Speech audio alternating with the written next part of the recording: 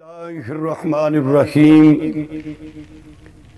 محترم ناظرین، آج کل دن رات آپ کو یہ فلسفہ آزاد خیالوں کا ویڈیو اور اسی طرح پوسٹوں کے ذریعے آپ کی نظروں سے گزر رہا ہوگا کہ قربانی کے موقع پر یہ آزاد خیال لوگ پوری طاقت سے چلا رہے ہیں کہ قربانی کے بجائے کسی غریب کی مدد کرو، قربانی کے بجائے کسی غریب کی بیٹی کی شادی کر دی جائے، قربانی کے بجائے کسی غریب کی ضرورت کو پورا کر دیا جائے۔ بڑی چکنی چکنی میٹھی میٹھی یہ باتیں آج کل سوشل میڈیا پر گردش کر رہی ہیں، لیکن آپ ذرا غور کریں کہ نارمل جو درمیانہ قسم کا قربانی کا بکرا اور اس آزاد خیال بندے کے ہاتھ میں سمارٹ فون، آپ ان دونوں کا موازنہ کریں تو قربانی کا بکرا سستا ہوگا، سمارٹ فون مہنگا ہوگا۔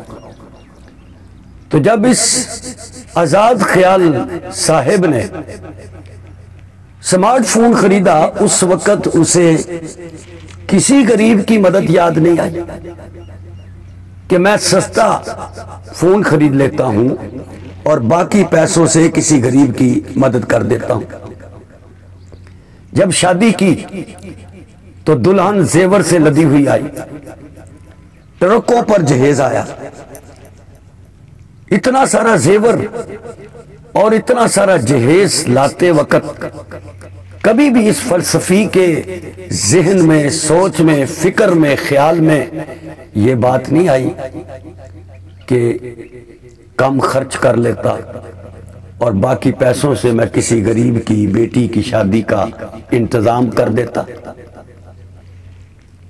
یہی آزاد خیال بھائی، اپنے کسی دوست کی منگنی پہ جائے،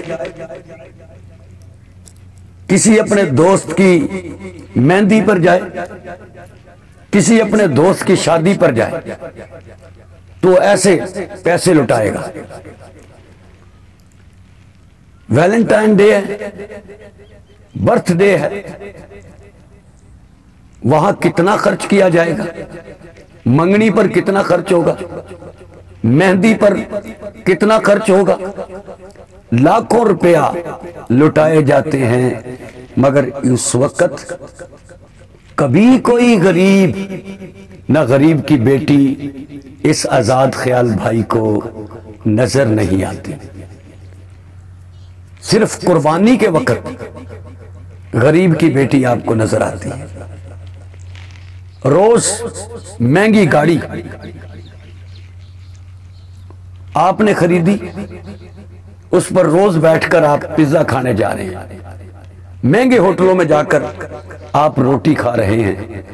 کیا اس وقت جب آپ نے مہنگی گاڑی لی تھی تو غریب کی بیٹی یاد نہیں آئی؟ مہنگے ہوٹل میں کھانا کھاتے وقت سڑک پر چلتا ہوا کوئی غریب بوتلیں اکٹھی کرتا ہوا نہیں نظر آیا؟ کیا آپ نے اس کو اپنے ساتھ بٹھا کر کھانا کھلایا؟ کیا آپ نے اس کی کوئی مدد کی؟ نہیں کی۔ ہاں، قربانی کے وقت غریب ضرور یاد آئے گا۔ ارے بھائی، اسلام وہ واحد دین ہے جو ہر موقع پر غریبوں کو یاد رکھتا ہے۔ قرآن مجید کو اٹھائیں، متعدد مقامات آپ دیکھیں، اللہ پاک نے غریبوں یتیموں کا ذکر کر کے ان پر خرچ کرنے کا حکم دیا۔ سروں علانیہ مومنوں کی صفتیں بیان کی کہ جو میری راہ کے اندر خفیہ بھی خرچ کرتے ہیں، ظاہراً بھی خرچ کرتے ہیں، مما رزقناہم ینفقون، اور جو میں رب نے ان کو دیا ہے اس میں سے خرچ کرتے ہیں۔ اسلام تو یہ دعوت فکر دیتا ہے۔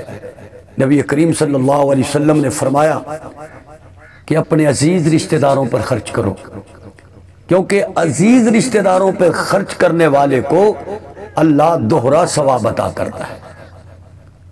تو اسلام تو وہ واحد دین ہے جو خرچ کا حکم دیتا ہے، جہاں صدقہ، جہاں زکوٰۃ، جہاں خیرات کی مدیں اسلام نے رکھی ہیں کہ زکوٰۃ فرض ہے تو زکوٰۃ دو، صدقہ دو، لوگوں کو خیرات کرو، سخاوت کا اظہار کرو۔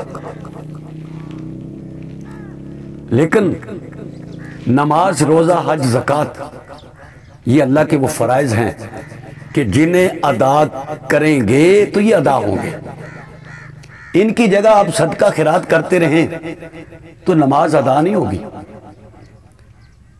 حج ادا نہیں ہوگا، روزے ادا نہیں ہوں گے۔ ان کی ادائیگی کے لیے آپ کو روزے رکھنے پڑیں گے، نماز پڑھنی پڑے گی۔ آپ کے مال کے اوپر زکوٰۃ صاحب نصاب ہیں تو زکوٰۃ کا حکم لاگو ہے، آپ اس میں سے زکوٰۃ دیں گے۔ آپ کے پاس وسعت ہے تو آپ حج کریں گے، یہ آپ پر فرض ہے۔ لیکن حج آپ پر فرض ہے اور پیسے غریبوں اور یتیموں پر صدقہ اور خیرات کرنے سے حج ادا نہیں ہوگا میرے بھائی۔ اس لیے ایسی میٹھی باتوں میں آپ نہ آئیں۔ یہ لوگ اسلام کے خلاف آپ کے ذہن کو اسلام کے خلاف بنانا چاہتے ہیں، اور بڑا خوبصورت ان کا نعرہ ہوتا ہے کیا اللہ نے اور جو نبی کریم صلی اللہ علیہ وسلم نے حکم دیے ہیں کیا وہ حکم انسانی عقل سے ماورا ہے؟ اللہ پاک نے جو حکم دیے ہیں وہ حکمت پر مبنی ہیں۔ کوئی حکم بھی اللہ کا حکمت سے خالی نہیں ہے۔ اس لیے جب قربانی ہے تو آپ قربانی ہی دیں۔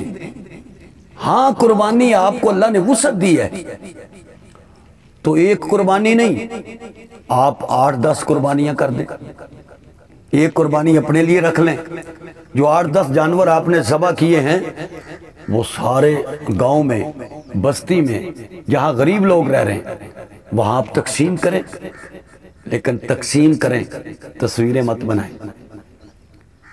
ہمارے ہاں تو یہ ہے کہ ایک 10 روپے کی چیز کسی کو دے رہے ہیں تو اس کے اوپر تصویریں بن رہی ہیں۔ اللہ کے لیے دو اور اللہ ہی کو دکھاؤ، لوگوں کو مت دکھاؤ۔ یہ لوگوں نے آپ کو اجر نہیں دینا، اللہ ہی کی ذات بہترین اجر دینے والی ہے۔